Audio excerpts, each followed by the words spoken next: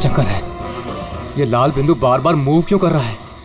आंखों ही आंखों में इशारा हो गया, बैठ बैठ जीने का सहारा हो गया।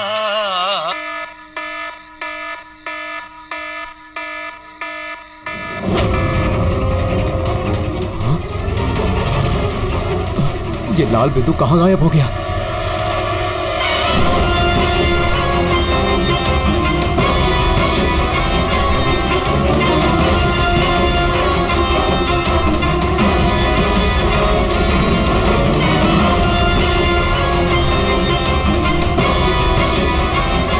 ये जो भी है मेरी तरफ ही आ रहा है।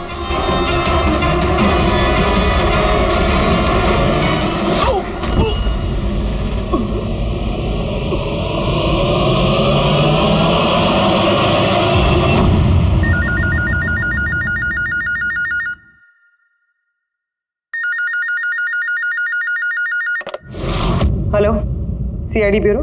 मैडम मेरे दोस्त की मदद कीजिए, उसकी जान खतरे में है। जान खतरे में है? क्या हुआ आपके दोस्त को? मैडम शशांक कल रात से गायब है, उसका कुछ भी अता पता नहीं है। आपने मिसिंग कंप्लेंट लिखवाई? उससे कुछ नहीं होने वाला है मैडम, उसका कोई फायदा नहीं। मुझे पता है उसको कुछ हो गया है। कल रात को वो मुंबई के किसी सुंदर नगर इलाके में फॉक्स हंटिंग के लिए गया था। क्या मुंबई में लोमड़ियों का शिकार? हे सुनो सुनो, अगर तुम सीआईडी के साथ मजाक करने की कोशिश कर रहे हो तो तुम्हारे लिए बहुत भारी पड़ेगा। 2 मिनट लगेगा तुम्हारा लोकेशन ट्रैक करने में और गिरफ्तार करने में। मैं सच में मजाक नहीं कर रहा हूँ सर, सचमुच में उसकी जान को खतरा है। आप प्लीज जाइए, उसको ढूंढिए। नाम पूछिए उसका। आप बोल कौन रहे हैं? सर मेरा नाम राजीव कुमार है। राजीव, ये फॉक्स हंटिंग ये क्या है? सर मैं आपको वो सब डिटेल में बताऊंगा, पर इससे पहले कुछ हो ना जाए। आप प्लीज सुंदरनगर जाइए, उसको ढूंढिए। राजीव सुनो, राजीव हेलो।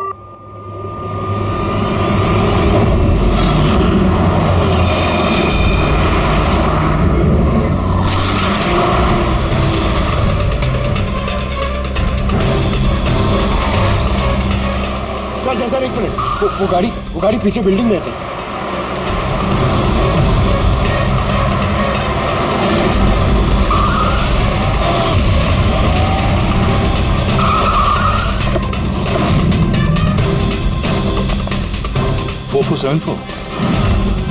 तो शशांक की गाड़ी का नंबर तो यही है। अगर ये शशांक की गाड़ी है तो फिर शशांक भी यहीं पर होना चाहिए।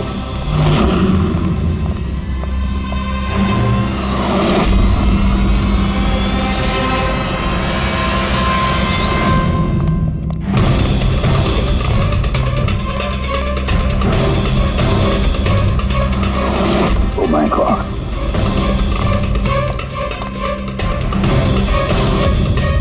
He's dead, sir. तो राजू का डर सही निकला। उसे पता था कि शशांक की जान को खतरा है। इसका मतलब राजू जानता होगा कि कौन शशांक की जान के पीछे पड़ा है। तो राजू को फोन करो।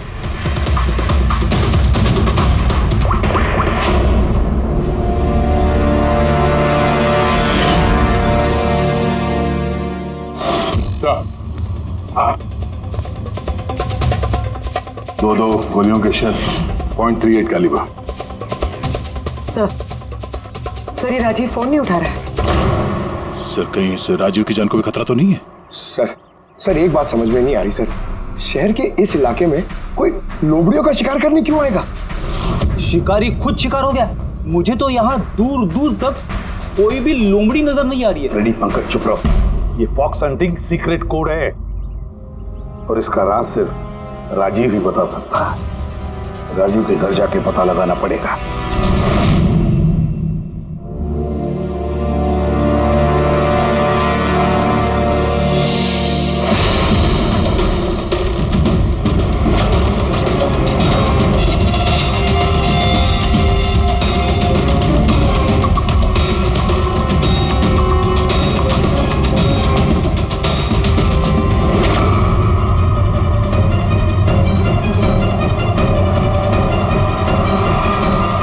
He's dead.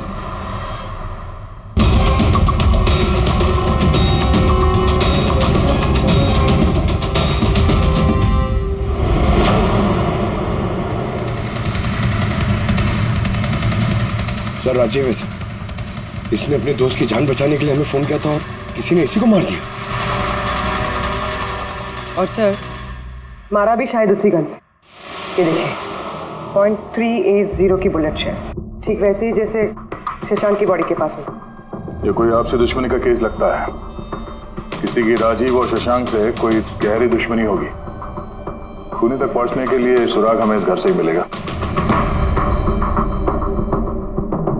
सर यहाँ तो बहुत सारे पजल के बुक्स और गेम्स हैं। सर डेस्कटॉप पे भी बहुत सारे पजल गेम्स हैं।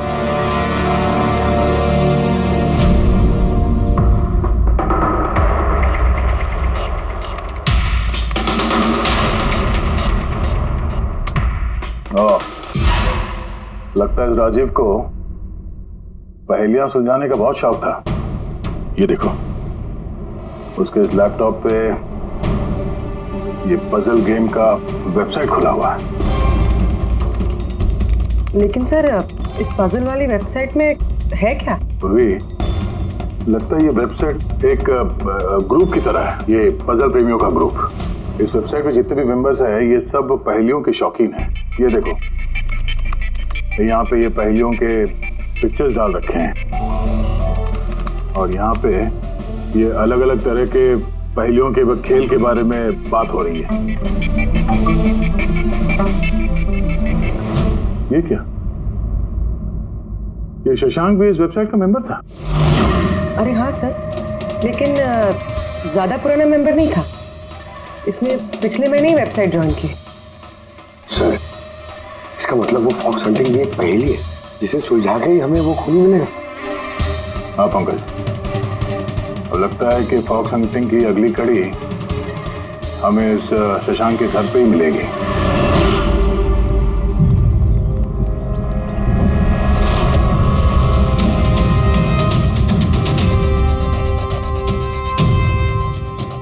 ताला लगा हुआ है दरवाजे पे। लगता है शशांक यहाँ अकेला ही रहता है। कमाल है, आज तो शशांक के यहाँ बहुत मेहमान आ रहे हैं। नमस्ते जी। कौन? विकास तुम हो क्या? मैं वो नहीं हूँ जो आप समझ रहे हैं। मैं इंस्पेक्टर दया, सीआईडी से। सीआईडी वाले दया? अरे तुम्हारा तो बहुत नाम सुना है, बहुत कहानियां सुनी है तुम्हारी। शाबाश, ऐसे ही देश का नाम रोशन करते रहो। Thank you. हम लोग यहाँ शशांक जी से मिलने आए थे। शशांक? हाँ। क्या हुआ शशांक? नहीं, कुछ हुआ नहीं उसे। कोई और भी आया था शशांक के घर पे? हाँ, 20-25 मिनट पहले कोई आया तो था।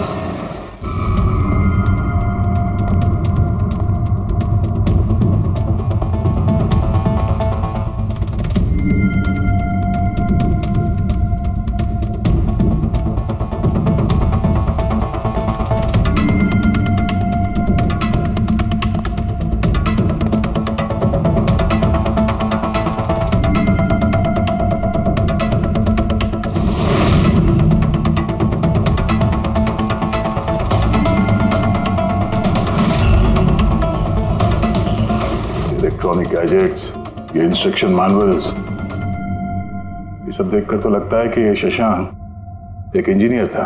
किसी खास तरह के गैजेट के आविष्कार की कोशिश में लगा था ये। हाँ सर, यहाँ पर तो इतने सारे सर्किट बोर्ड्स और ये शॉर्ट वेव रेडियो भी है। ये देखिए।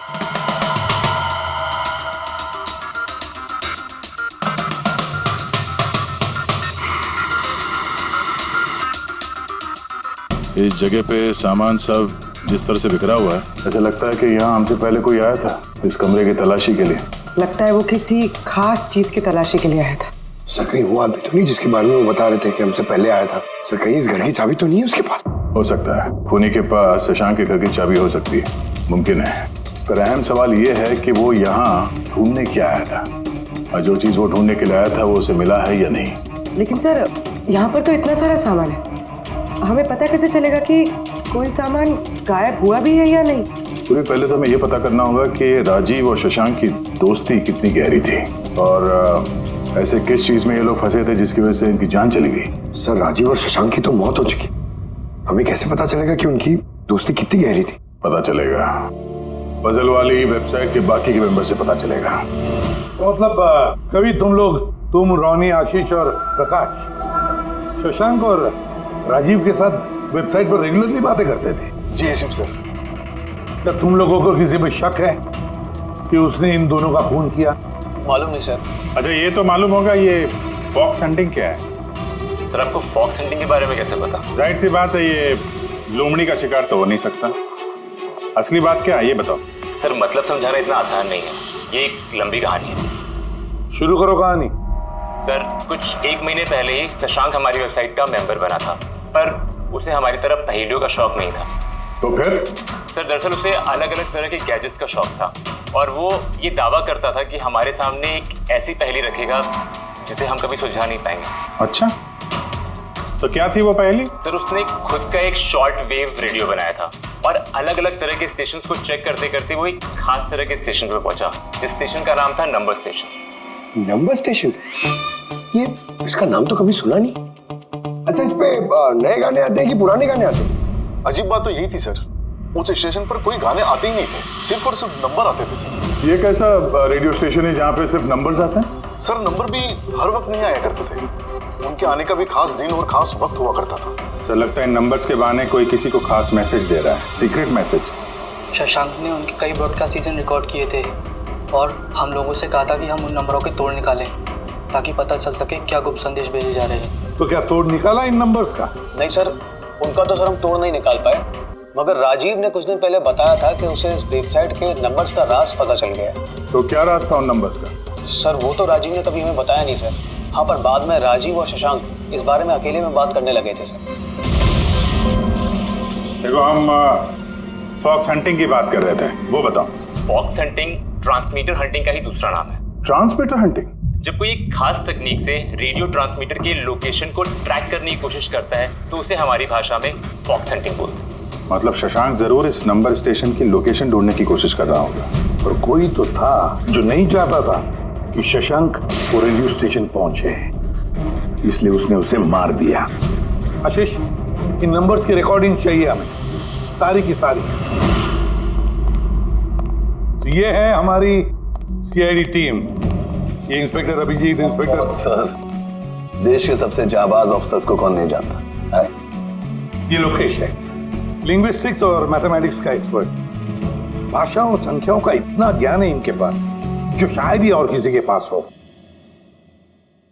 तो लोकेश जी, क्या लगता है आपको, ये मोबाइल और इंटरनेट के जमाने में कोई नंबर स्टेशन का इस्तेमाल क्यों करेगा संदेश भेजने के लिए? अभिजीत, ये नंबर स्टेशन का इस्तेमाल बहुत पुराना है। इनफैक्ट सेकेंड वर्ल्ड वॉर में भी कई देश की सेनाएं ये तकनीक यूज करती थी अपने उन एजेंट्स तक पहुंचने के लिए जो दूसरे देशों में थे।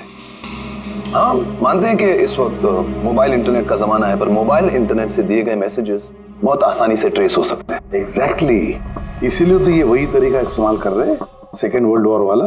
अब लोकेश, पता ये लगाना है कि इन संख्याओं के पीछे असली मैसेज क्या है। Sure sir. वैसे ये मैसेजेस कौन सी रेडियो फ्रीक्वेंसी पर आए थे? 3.22 नैनोहर्ट्ज।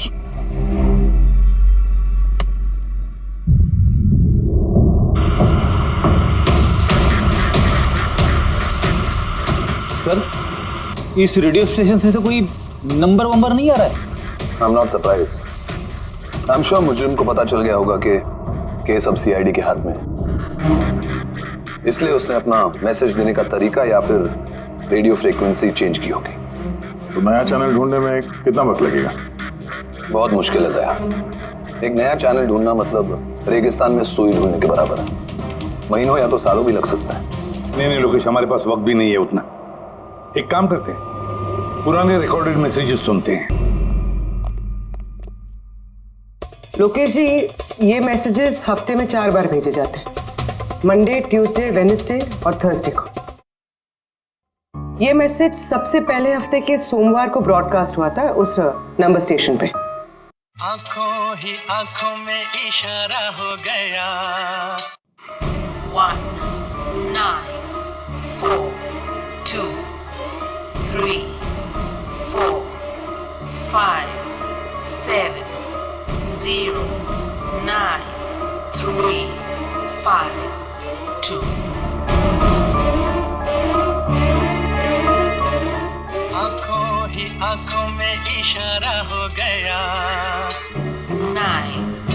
2, 3, 4, 0, 5.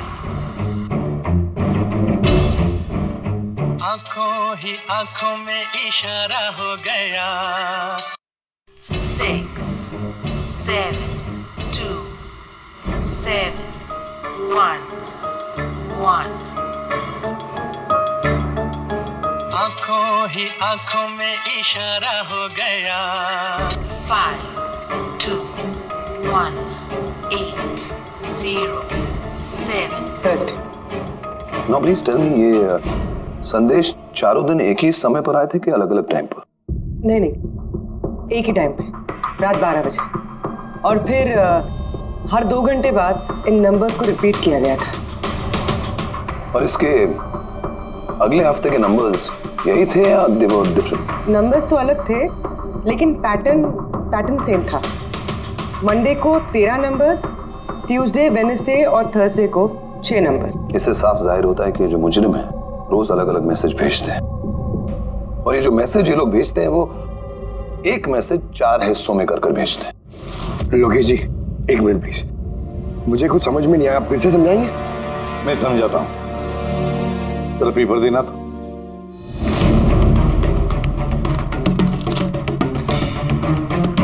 मान लो ये पूरा कागज एक मैसेज है, एक, इसके हम 4 हिस्से करेंगे। अब इस एक कागज के 4 टुकड़े हो गए, 4 हिस्से, मतलब एक मैसेज के 4 हिस्से हो गए, है ना? ये देखो,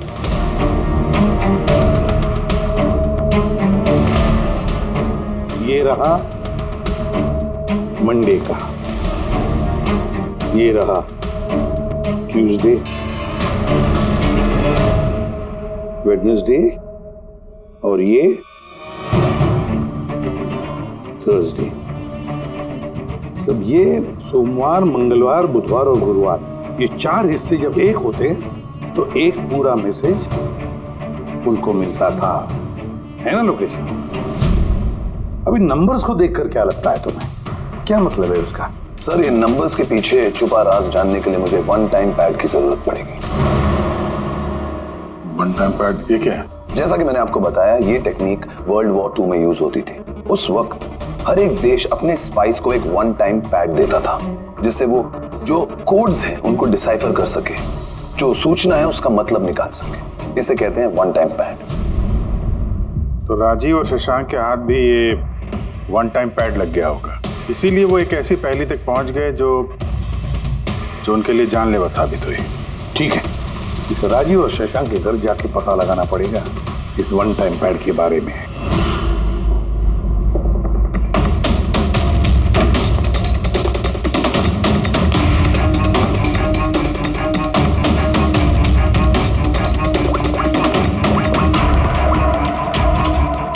हेलो अभिजीत सर, यहाँ पर तो कोई कागज नहीं है। आपको कोई कागज मिला? हम लोग शशांक के घर में ही हैं, देख रहे हैं।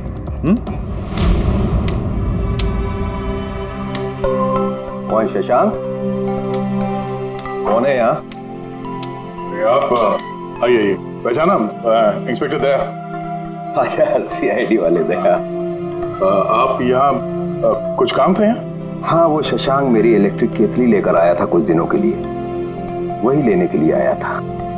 पंकज, सर देखो वहां पे कोई इलेक्ट्रिक केटल है क्या? सर, ये इलेक्ट्रिक केटल तो शशांक की है, इंटरनेट से मंगाई उसने, ये बिल है साथ में। नहीं, ये इलेक्ट्रिक केतली मेरी ही है। लगता है आपको कोई गलतफहमी हो रही है, ये केटल तो शशांक ने खरीदा था। नहीं दया, मुझे कोई गलतफहमी नहीं हो रही है। तुम्हारा ये ऑफिसर या तो झूठ बोल रहा है और या मेरी तरह अंधा हो चुका है। अरे बदतमीजी क्यों कर रहे हैं? मुझे दिखाई देता है और मैं झूठ नहीं बोलता हूँ।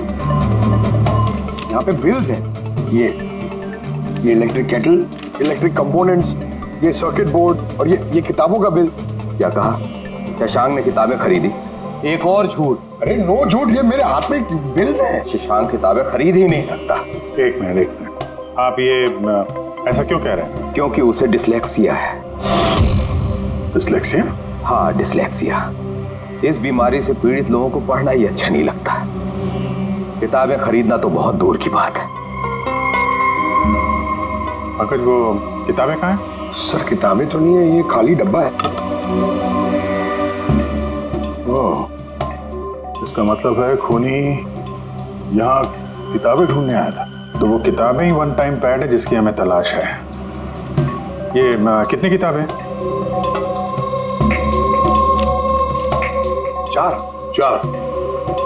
4 हफ्ते के लिए 4 किताबें।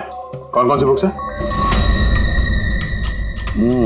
तो ये है वो 4 किताबें जो शशांक के लिए ओटीपी का काम कर रही थी। Bye bye son, high like a kite, the great cyber heist, stone age. और इन्हीं किताबों में वो मैसेजेस भी छुपे हैं जो मुजरिम एक दूसरे को भेज रहे थे। सर सोमवार को ये लोग 13 नंबर्स भेजते हैं, यानी इन 13 नंबर्स का मतलब इन किताबों से मालूम पड़ेगा। मालूम पड़ेगा नहीं पूर्वी, मालूम पड़ गया समझ लो। देखो जैसे इंसानों की उंगलियों के निशान, फिंगरप्रिंट्स एक जैसे नहीं होते, किसी के भी एक जैसे नहीं होते, वैसे ही हर किताब का अपना एक ISB नंबर होता है, इंटरनेशनल स्टैंडर्ड बुक नंबर। वो 2 किताबों का एक जैसा हो ही नहीं सकता। और ISB नंबर 13 डिजिट का होता है। किताब के पीछे ये बारकोड देख रहे हो, इसके नीचे लिखा हुआ है। इसे किताब का बारकोड भी कह सकते हैं।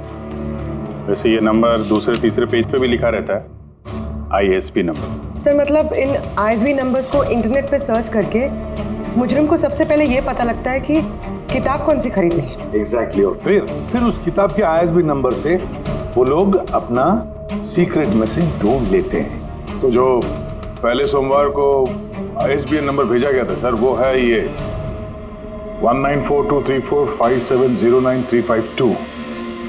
पूर्वी जरा चेक करो इन 4 किताबों में से ये ISBN नंबर किसका है।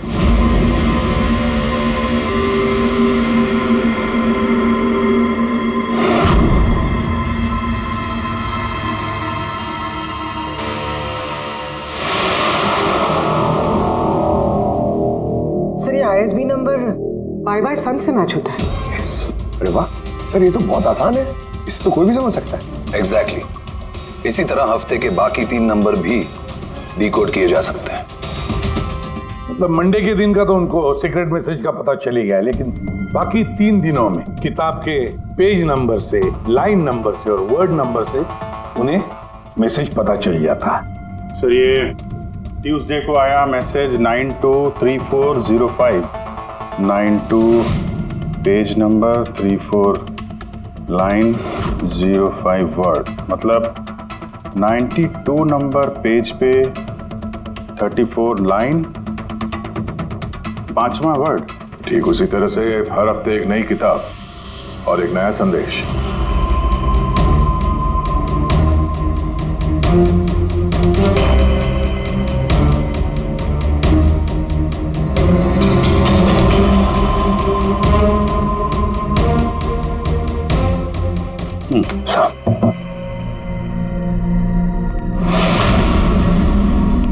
पूर्वी सर, पहले हफ्ते का क्या मैसेज है? सर इस बाय सन किताब से जो पहले हफ्ते का मैसेज है वो है kidnap money bags junior. Kidnap money bag. Sir दूसरे हफ्ते आया था, ये किताब का नाम है द ग्रेट साइबर हाइस्ट। इसका मंगलवार को आया था सर रैंसमवेयर, और वेडनेसडे को अटैक, और थर्सडे को आखिरी मैसेज आया था ट्रिंग ट्रिंग ट्रिंग ट्रिंग। और तीसरे हफ्ते की किताब है sir high like a kite. High like a kite. और इसका संदेश है कंसाइनमेंट। कंसाइनमेंट जी सर। बीच बीच साउथ बीच। सर ये जो चौथी किताब है, इस हफ्ते की किताब, द स्टोन एज, इसका मैसेज जो है ट्यूसडे के लिए black forest. Black forest. Wednesday का है गोज, बस इतना ही है सर, इट्स इनकम्प्लीट। आज गुरुवार है सर, ये अधूरा संदेश आज रात पूरा किया जाएगा। हाँ अभिजीत, अब तक जितना भी मैसेज आया हमारे पास अच्छी तरह से स्टडी करके देखना पड़ेगा ये क्या खिचड़ी पक रही है। सर ये पहला message, kidnap money bag junior. ऐसा लगता है ये मैसेज अजिंक्य जी के लिए है। अजिंक्य के लिए ही है दया, क्योंकि अजिंक्य सबसे बड़ा फाइनेंसर है फिल्मों का और उसका निकनेम भी मनी बैग है। किडनैप मनी बैग जूनियर, शायद कोई अजिंक्य के बेटे को किडनैप करना चाहता है। जूनियर? हाँ हो सकता है, बिल्कुल हो सकता है अभिजीत। फिर अगला मैसेज है रैंसमवेयर अटैक ड्रिंक ड्रिंक। यानी ड्रिंक ड्रिंक तो हमारी देश की सबसे बड़ी टेलीकॉम कंपनी है, कहीं ऐसा तो नहीं ये गैंग इस कंपनी पर रैंसमवेयर अटैक करने वाली है? सर ये रैंसमवेयर अटैक मतलब? अरे यार कोई ड्रिंक कंपनी के डेटा और सर्वर को हैक करना चाहता है और हैक करने के बाद फ्री करवाने के लिए वो लोग ड्रिंक कंपनी से रैंसम लेंगे। ओ, तो इसे कहते हैं रैंसमवेयर अटैक। मगर सर ऐसे कोई न्यूज़ तो आई नहीं है कि ड्रिंक कंपनी पे ऐसा कोई साइबर अटैक हुआ हो। सर मेरे पास भी ये ड्रिंक का ही सिम कार्ड है, लेकिन कनेक्टिविटी का तो कोई इशू ही नहीं है। और सर तीसरा मैसेज है कंसाइनमेंट साउथ बीच। ऐसा लगता है कि साउथ बीच में कोई गैर कानूनी कंसाइनमेंट आ चुका है या फिर आने वाला है। Black forest gold.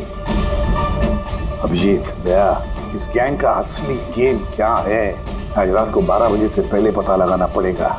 और रात के 12 बजे जो नंबर ब्रॉडकास्ट होने वाला है उसे ब्रॉडकास्ट होने नहीं देना चाहिए। क्या काम करो, इस अजिंक्य के घर जाओ और पता लगाओ उसका बच्चा ठीक है क्या।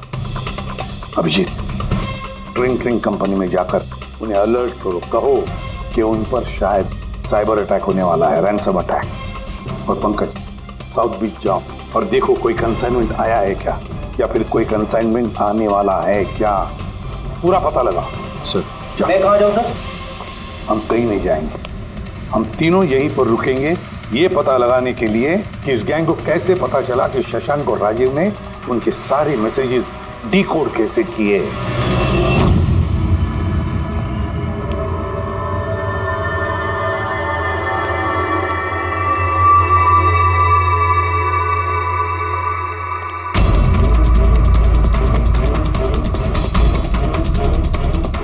Personal files encrypted.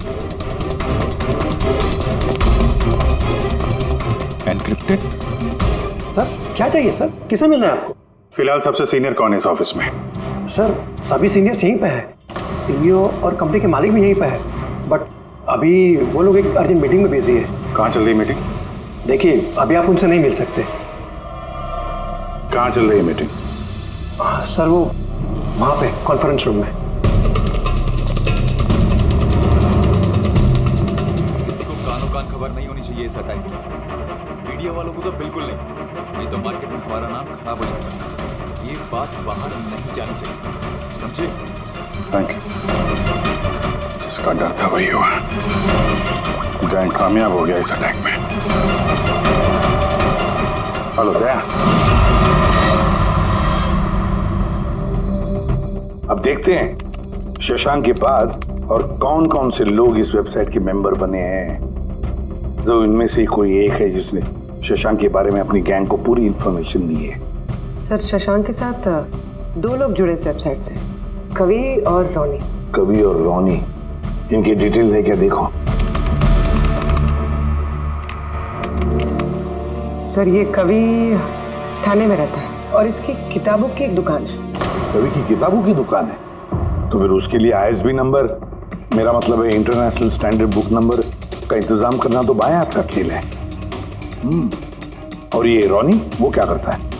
सर रोनी पुणे के कॉल सेंटर में काम करता है। जरूर इन दोनों में से कोई एक है जो शशांक और राजीव की मौत का जिम्मेदार है और वही अपनी गैंग की नई रेडियो फ्रीक्वेंसी भी जानता होगा।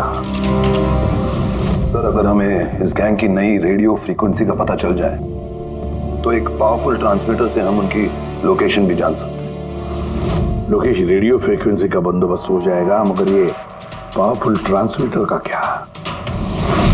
सर मेरे कुछ कनेक्शंस हैं, मैं उनसे बात करके हमारे लिए एक ट्रांसमीटर बनवा सकता हूँ। ग्रेट, तो फिर बनवाता।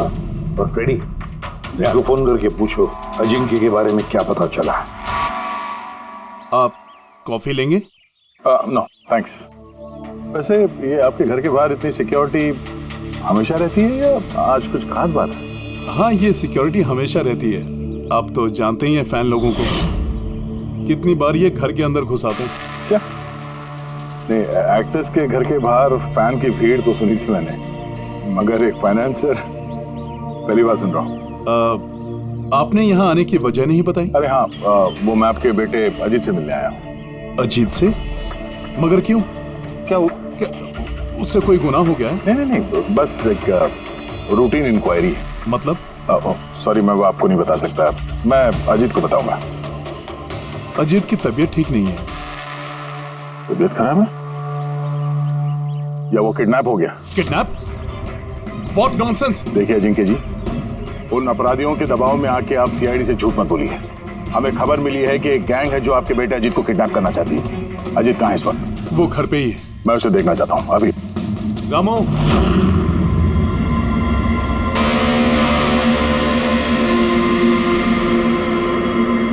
अब तो तसल्ली हो गई। मैंने आपसे कहा था ना, मेरा बेटा घर पर ही है, उसकी तबीयत ठीक नहीं है। जाओ बेटा, कमरे में जाके आराम करो। एक मिनट,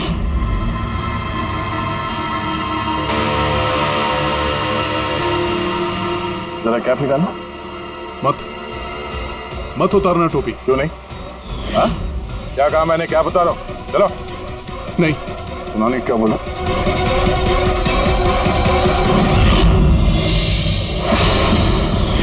तो तुम्हारे कान को क्या हुआ? हाँ? क्या हुआ क्या ये? आपको इसकी जो किडनैपिंग की खबर मिली है वो बिल्कुल सच है, मगर अफसोस बहुत देर के बाद मिली। इसका किडनैप तो 3 हफ्ते पहले ही हो चुका था। 100 करोड़ रुपए देने पड़े मुझे उस किडनैपर को, मेरे बेटे की जान बचाने के लिए। और उन लोगों ने चोट पहुंचाई इसे? उन्होंने पहले ही इसका एक कान काट कर मुझे भेज दिया था और फोन करके कहा कि अगर मैं पुलिस को कुछ भी बताऊंगा तो मेरे बेटे की जान ले सकते हैं वो लोग। I am so sorry. आपके बेटे के साथ जो हुआ वो तो हम बदल नहीं सकते हैं, पर मैं आपसे वादा करता हूँ उन मुजरिमों ने जो किया है उसकी सजा उन्हें जरूर मिलेगी। भगवान के लिए ऐसा कुछ मत करना। अगर उनको पता चला कि मैंने सीआईडी को सब कुछ बता दिया तो मेरे बेटे की जान भी ले सकते हैं। ऐसा कुछ नहीं होगा, मगर आपको हमें पहले ही बता देना चाहिए था। क्या गारंटी है कि ये सब करने के बाद वो किसी और मासूम के साथ ऐसा कुछ नहीं करेंगे? हाँ?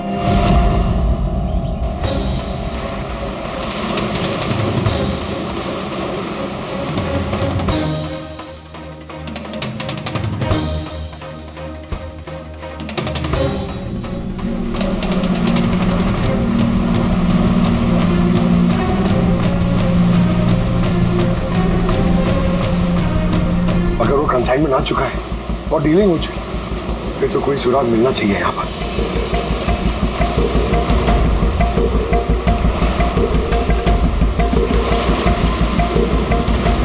ये निशान कैसे?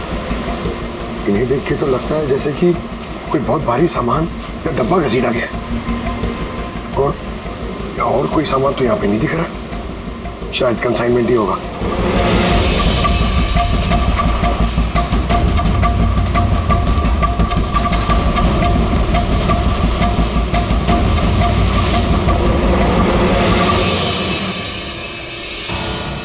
आपके पास तो काफी अच्छा कलेक्शन है किताबों का मिस्टर कवि। आप लोग यहाँ मुझे बुला लिया होता मैं भी और आ जाता।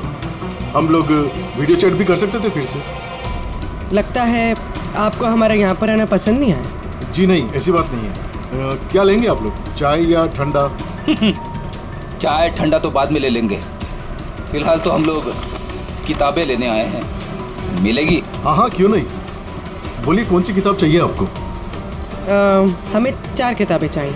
Bye bye son, the great cyber heist, high like a kite और स्टोन एज। क्या हुआ? किताबों का नाम सुन के नानी याद आ गई? अरे कोई अपनी दुकान से इस तरह भागता है भला? मैडम वो लोग बहुत खतरनाक लोग हैं मैडम, वो मुझे मार देंगे। अगर सच नहीं बोलोगे तो फांसी पे चढ़ोगे शशांक और राजीव के खून के जुर्म। नहीं, मैंने उनका खून नहीं किया। मुझे तो बस उन पर नजर रखने के लिए कहा गया था। किसने कहा था नजर रखने के लिए? कवि! कवि! हाँ, कवि! 6.21 नैनोहर्ट्ज। क्या? लेकिन कवि 6.21 नैनोहर्ट्ज। अब इससे पहले कि इस हफ्ते का आखिरी संदेश वो लोग भेजे और एक जुर्म करें, हमें इस गैंग को रोकना होगा। और सर, जितने भी जुर्म इस गैंग ने किए हैं सब के सब वीकेंड में किए हैं। शुक्रवार, शनिवार, रविवार। हाँ, मतलब गुरुवार के दिन आखिरी संदेश आ जाएगा और फिर फ्राइडे और सैटरडे, शुक्रवार और शनिवार के दिन वो लोग जुर्म कर देंगे। और सर, जुर्म सिर्फ एक तरीके का नहीं है, अलग अलग तरह का। ये kidnapping, cyber extortion. Sir forensic lab से आ रहा हूँ। डॉक्टर सालुंके को रेत से कोकेन की ट्रेसेस मिले सर। माय गॉड, बीच में ड्रग स्मगलिंग चल रही है। न जाने किन किन गुनाहों से जुड़ी हुई है ये गैंग। देश की सुरक्षा को ध्यान में रखते हुए हमें इस गैंग को जल्द से जल्द खत्म करना ही होगा।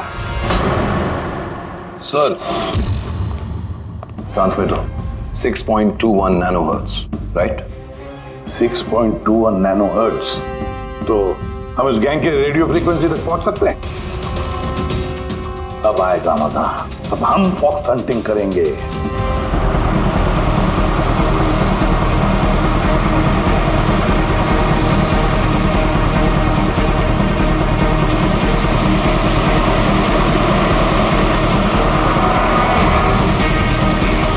बस सर, यही सिग्नल दिखा रहा है।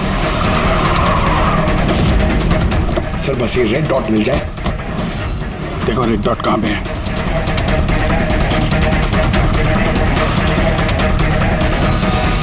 सर 12 बज रहे हैं। ये ब्रॉडकास्ट किसी भी वक्त हो सकता है। मैसेज मिस नहीं होना चाहिए। हाँ, किधर है? सर एक मिनट सर।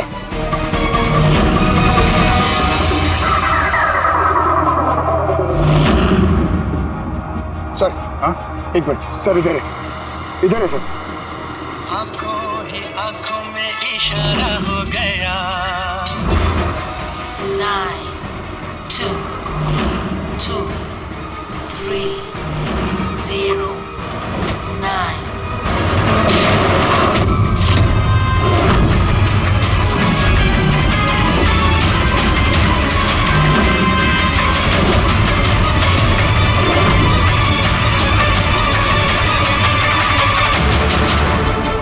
Oh no, इसने तो अपने आप को गोली मार ली। है? आई गैंग का लोगो। इस गैंग से तो हमारा सामना पहले भी हो चुका है। कौन है तुम्हारा बॉस और कौन कौन लोग शामिल है तुम्हारे धंधे में? इसका जवाब आप मेरे मुंह से कभी सुन नहीं पाओगे एसीपी साहब। इस गैंग में काम करने वाले अपने बॉस का नाम बताने के बजाय आत्महत्या करना ज्यादा पसंद करते हैं।